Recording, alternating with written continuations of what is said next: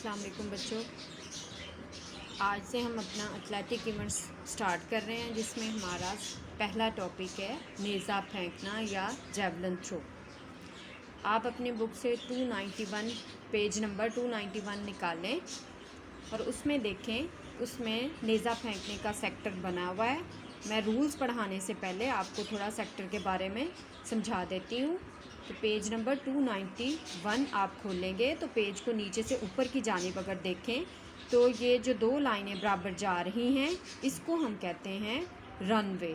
इनकी चौड़ाई 4 मीटर होती है और जिधर ये रनवे की दोनों लाइनें ख़त्म हो रही हैं वहाँ आगे एक कॉस लगी हुई है। ये कॉस लगी हुई है और जब हमने जेवलिन थ्रो या नेज़ा फेंकने का आगाज़ करना होता है तो रनवे में भागते हुए आना होता है और जो कॉस लगी हुई है कॉस के पीछे से हमने अपनी थ्रो करनी होती है। कॉस से हमने आगे नहीं निकलना होता, अगर आगे निकलेंगे तो फाउल हो जाता है। अब जिधर कॉस लगी हुई है तो कॉस के दोनों तरफ 75 सेंटीमीटर लंबी एक लाइन है। इस लाइन को हम स्क्रैच लाइन कहते हैं। इसके बाद ये जो आपको दो तिरछी लाइनें आगे को निकलती हुई नज़र आती हैं, इसको हम सेक्टर की लाइनें कहते हैं। ये हमारा सेक्टर था और अब मैं आपको थोड़ा सा नेज़े के बारे में भी बता देती हूँ कि जो नेज़ा होता है उसकी लंबाई लड़कियों के लिए 2.20 मीटर से 2.60 मीटर तक होती है और इसके नेज़े के जो हैं वो 3 हिस्से होते हैं। पहला हिस्सा नोकदार सिरा होता है, यानी मेटल हेड, ये आगे वाला होता है, आगे वाला नोकदार सिरा। और जब हम जेवलिन को थ्रो करते हैं, फेंकते हैं, तो सबसे पहले इसका मेटल हेड यानी नोकदार सिरा ज़मीन पर लगना ज़रूरी होता है। नंबर 2 पे है इसकी सलाख या शाफ्ट यानी पीछे वाला हिस्सा। नंबर 3 पे है रस्सी की गिरफ्त या कॉर्ड ग्रिप, इससे हमने नेज़े को पकड़ना होता है। ये नेज़े के दरमियान वाला हिस्सा होता है और इसके ऊपर रस्सी लिपटी भी होती है और सिर्फ यही जगह होती है, मखसूस होती है, जिससे हमने नेज़े को पकड़ना होता है। अगर हम ग्रिप से आगे या पीछे से पकड़ेंगे तो वो फाउल हो जाएगा।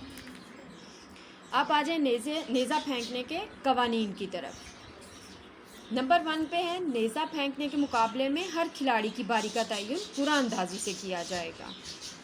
ये कुरानंदाजी इसलिए बच्चों की जाती है कि पता चले कि किस खिलाड़ी ने कब बारी लेनी है, वरना सबकी ही यही कोशिश होगी कि मैं पहले थ्रो कर लूँ, मैं पहले थ्रो कर लूँ। तो इसलिए मुकाबले से पहले क्या किया जाता है, कुरानंदाजी की जाती है, जिससे खिलाड़ियों की बारी का तयन कर लिया जाता है। फिर उसी के मुताबिक वो अपनी थ्रो कंप्लीट करते हैं। नंबर 2 पे है अगर मुकाबले में खिलाड़ियों की तादाद 8 से ज़्यादा होगी तो हर खिलाड़ी को 3-3 कोशें दी जाएंगी। कोशें मतलब बारियां, कि हर खिलाड़ी 3-3 दफ़ा नेज़े को थ्रो करेगा। और अगर 8 से कम खिलाड़ी हैं तो हर खिलाड़ी को 6-6 कोशें या 6-6 बारियां दे दी जाएंगी।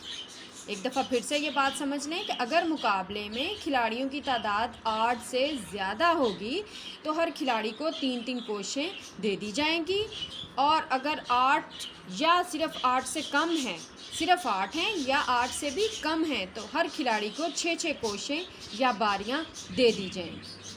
अब नंबर 2 है अगर 8 से ज़्यादा खिलाड़ी हैं और उनको 3-3 कोशें दे दी गई हैं तो फिर उन सब में से 8 बेहतरीन पोजीशन वाले खिलाड़ी चुन लिए जाएंगे, मुंतखब कर लिए जाएंगे और उनको मज़ीद 3-3 कोशें दे दी जाएंगी। फिर से एक दफ़ा मैं आपको रिवाइज़ करवा देती हूँ कि अगर मुकाबले में 8 से ज़्यादा खिलाड़ी हैं और उनको 3-3 कोशें दे दी गई हैं तो फिर क्या किया जाएगा, उनमें से 8 बेहतरीन कारकर्दगी वाले खिलाड़ी मुंतखब कर लिए जाएंगे, अलहदा कर लिए जाएंगे, यानी ऊपर वाली 8 पोजीशंस जो होंगी वो मुंतखब कर लिए जाएंगे खिलाड़ी और उनको मज़ीद 3-3 कोशें दे दी जाएंगी। नंबर 4 पे आ जाएं।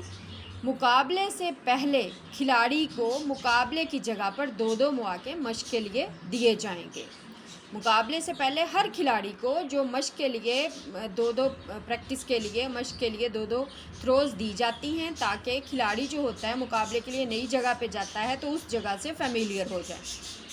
और ये जो प्रैक्टिस थ्रोज़ होती हैं ये जजेस की निगरानी में दी जाती हैं और कुरानंदाजी के मुताबिक दी जाती हैं।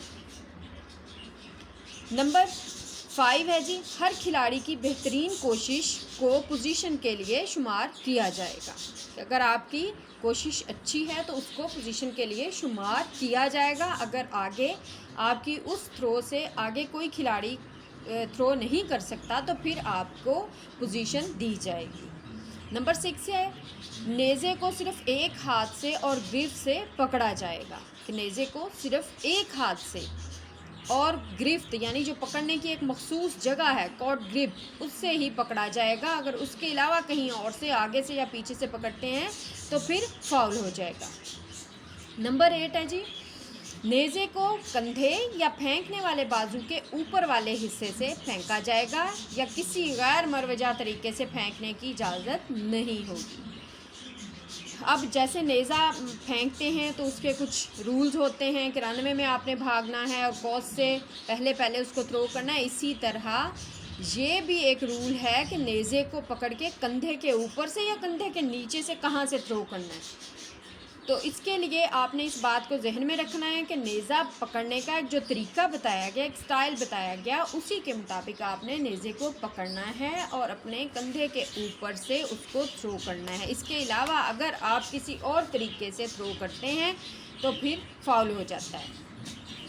नंबर 9 है जी, अगर नेज़ा फेंकने के अमल के दौरान टूट जाए तो ये कोशिश शुमार नहीं की जाएगी, लेकिन शर्त ये है कि नेज़ा कवानीन के मुताबिक फेंका गया हो। यानी इधर आपने नेज़े के लिए, नेज़ा थ्रो करने के लिए आपने रनिंग का आगाज़ किया है और कॉस से पहले उसको थ्रो किया है, वो नेज़ा अभी हवा में ही है और उस दौरान वो टूट गया है, टूट के गिर गया है। तो फिर क्या हुआ है कि ये आपकी कोशिश शुमार नहीं की जाएगी, यानी आपकी बारी शुमार नहीं की जाएगी। उसकी जगह पे आपको एक और बारी दे दी जाएगी। एक और बारी देने के लिए शर्त ये है कि नेज़ा जो है वो कवानीन के मुताबिक फेंका गया हो, यानी रनवे में आपने भाग के कॉस से पहले आपने थ्रो किया हो। अगर आपने थ्रो से पहले या बाद में कोई फाउल कर दिया हो तो फिर वो आपकी कोशिश शुमार कर ली जाएगी और उसकी जगह पे आपको मज़ीद बारी या कोशिश नहीं दी जाएगी। नंबर 10 पे है, नेज़ा फेंकने की सिर्फ वही कोशिश दुरुस्त तस्वुर की जाएगी जिसमें नेज़े का अगला हिस्सा यानी मेटल हेड बाकी हिस्सों से पहले ज़मीन पर लगे। पहले भी जब मैं आपको नेज़ा के बारे में समझा रही थी, बता रही थी, मैंने आपको इसमें बताया था कि जो मेटल हेड होता है उसका ज़मीन पर लगना और निशान बनाना ज़रूरी होता है। और अगर वो मेटल हेड बाकी हिस्सों के बाद ज़मीन पर लगता है तो फिर क्या होगा, वो आपकी कोशिश जो है वो नाकाम तस्वुर होगी। तो क्या है इसमें कि सबसे पहले नोकदार सिरा या मेटल हेड उसका ज़मीन पर लगना ज़रूरी है। मेटल हेड ज़मीन पर लगेगा, उसका वहाँ निशान बनेगा, फिर वो आपकी दुरुस्त कोशिश शुमार की जाएगी। नंबर 11 है जी, नेज़े का ज़मीन से टच होने के बाद खिलाड़ी कॉस और कॉस पर लगाई हुई अमूदी लाइन यानी स्क्रैच लाइन के पीछे से बाहर की जानिब निकलेगा। अब मैंने जब स्टार्ट में आपको नेज़ा फेंकने का सेक्टर बताया था तो उसमें मैंने कॉस के दोनों तरफ जो 75 सेंटीमीटर लंबी लाइनों के बारे में बताया था कि और उनका नाम स्क्रैच लाइन बताया था। तो वो यही लाइनें हैं और इन्हीं के बारे में अब बात हो रही है कि जब आप अपनी थ्रो मुकम्मल कर लेते हैं तो फिर क्या होता है कि आपने भाग के आगे की तरफ नहीं निकलना बल्कि उन स्क्रैच लाइनों के पीछे से बाहर की जानिब निकलना है। अगर आप उन लाइनों से आगे की तरफ चले जाएंगे यानी अपने नेज़े या जैवलिन के पीछे ही चले जाएंगे तो फिर क्या होगा, फाउल हो जाएगा। नंबर 12 है जी, नेज़ा इंतज़ामिया मुहैया करेगी और दौरान मुकाबला नेज़े में कोई भी तब्दीली नहीं की जाएगी। कि नेज़ा आप खुद से अपने कॉलेज से, अपने घर से, अपने स्कूल से नहीं लेकर जाएंगे बल्कि जहाँ कंपटीशंस हो रहे हैं, मुकाबले हो रहे हैं, वहाँ की जो इंतज़ामिया है वो आपको मुहैया करेगी। और अगर आप उसमें कोई तब्दीली करना चाहते हैं तो ऐसा मुमकिन नहीं होगा, नेज़े में किसी भी किस्म की तब्दीली नहीं की जाएगी। नंबर 13 है जी, जो नेज़ा सेक्टर की लाइनों के अंदर महदूद रकबे में गिरेगा वही दुरुस्त तस्वुर होगा। मैंने आपको सेक्टर की लाइनों का बताया था कि 2 लाइनें जो निकलती हुई नज़र आ रही हैं वो सेक्टर की लाइनें हैं। तो जब हम थ्रो करेंगे तो नेज़ा जो है इन सेक्टर की लाइनों के अंदर गिरेगा तो वो दुरुस्त तस्वुर होगा। अगर वो बाहर गिरेगा तो ये दुरुस्त तसव्वुर नहीं किया जाएगा, वो फिर फाउल हो जाएगा, आपकी नाकामी शुमार होगी। नंबर 14 है नेज़ा फेंकने के फ़ौरन बाद इसकी पैमाइश की जाएगी और ये पैमाइश सेक्टर के अंदर नेज़े की नोक से बने हुए निशान के नज़दीक तरीन किनारे से कौस के अंदर आने वाले किनारे तक ली जाएगी। कि नेज़ा फेंकने के फ़ौरन बाद क्या होगा, उसकी पैमाइश की जाएगी और ये पैमाइश सेक्टर के अंदर जिधर नेज़ा गिरा है और नोकदार सिरे ने वहाँ जाके निशान बनाया है उसके किनारे से की जाएगी। और कहाँ तक की जाएगी, कौस के अंदर आने वाले किनारे तक उसकी पैमाइश की जाएगी। नंबर 15 है जी, अगर नेज़ा गलत तरीके से फेंका जाए तो एक कोशिश शुमार होगी लेकिन उसकी पैमाइश नहीं की जाएगी। यानी गलत तरीके से फेंका है, जो आपको एक तरीका बताया गया है उसके मुताबिक आपने नहीं फेंका, यानी अगर या आपने नेज़ा कंधे से नीचे से फेंक दिया है या आपने कॉस क्रॉस करने के बाद उसको थ्रो किया है, तो ये क्या होगा, आपकी कोशिश तो शुमार हुई लेकिन वो नाकाम हो गई, इसलिए नाकाम हो गई और इसलिए उसकी पैमाइश नहीं की जाएगी। नंबर 16 है जी, हर कोशिश के बाद जब नेज़ा फेंकने का अमल मुकम्मल हो जाएगा तो किसी सूरत में नेज़े को वापस रनवे की जानिब ना तो फेंका जाएगा और ना ही लुढ़काया जाएगा, बल्कि नेज़ा उठाकर स्टार्टिंग लाइन तक लाया जाएगा, यानी रनवे के पीछे जो स्टार्टिंग लाइन होगी वहाँ तक इसको लाया जाएगा। ये नहीं होगा कि नेज़ा जेवलिन थ्रो किया है और वो गिर गया है तो उस वहाँ पहुँच के उसको वापस रनवे की तरफ थ्रो कर दिया जाए, ये फाउल होगा, गलत होगा। ऐसा किसी भी सूरत में नहीं करना, बल्कि नेज़े को उठा के साइड से निकल के आपने स्टार्टिंग लाइन पे लाना है और फिर से अपनी दूसरी बारी लेनी है। नंबर 17 है जी, नेज़ा फेंकने के लिए दस्ताने पहनने की इजाज़त नहीं होगी। नंबर 18, नेज़े पर बेहतर गिरफ्त के लिए खिलाड़ी अपने हाथों पर मखसूस पाउडर लगा सकता है। वो पाउडर किस लिए लगाया जाता है कि पसीना आ जाता है, हाथों को गर्मी होती है, पसीना आ जाता है तो उससे क्या होता है कि नेज़ा फिसल जाता है, निकल जाता है हाथ से, तो उसको इससे बचाने के लिए मखसूस किस्म का पाउडर जो होता है जो आपके हाथों पे पसीने को, हाथों को ड्राई रखता है और नेज़े को हाथ से फिसल के गिरने नहीं देता, इसलिए लगाया जाता है। तो खिलाड़ी अपने हाथों पर वो पाउडर लगा सकता है। नंबर 19 है, खिलाड़ी रीढ़ की हड्डी को झटके से बचाने के लिए कमर पर बेल्ट बांध सकता है। खिलाड़ी जो होता है जब थ्रो कर रहा होता है तो एक झटके से वो जेवलिन को थ्रो करता है, जिससे उसका जेवलिन जो है आगे से आगे जाता है। जितनी ज़्यादा ज़ोर से और झटके से वो उसको थ्रो करेगा उतना उसका जेवलिन आगे जाएगा। तो इस बाज़ औक़ात इस तरह होता है कि उस झटके से कमर पे चोट आ जाती है, रीढ़ की हड्डी मुतासिर हो जाती है। तो इन सारी चीज़ों से बचने के लिए क्या कर सकते हैं, आप अपनी कमर पर बेल्ट बांध सकते हैं।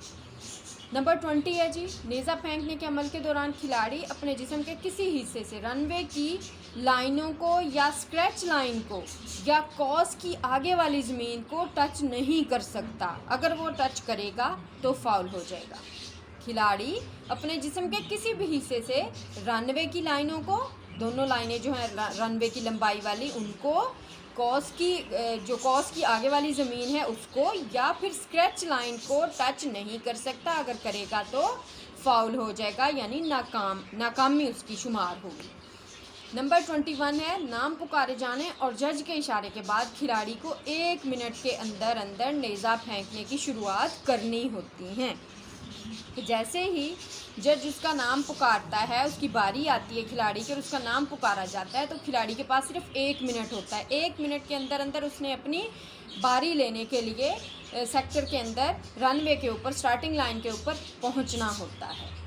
इसके अलावा जब उसका मतलूबा वक्त यानी 1 मिनट ख़त्म होने में 15 सेकंड रह जाएं, तो जज पीले रंग की झंडी ऊपर उठाकर या किसी भी तरीके से खिलाड़ी को इस बात से आगाह करेगा कि आपका टाइम ख़त्म होने में 15 सेकंड रह गए हैं। आपने अगर अपनी बारी लेनी है तो फ़ौरन से स्टार्टिंग लाइन पे पहुंच जाएं। डोपिंग या नशा आवर अद्वियात का इस्तेमाल ममनू है।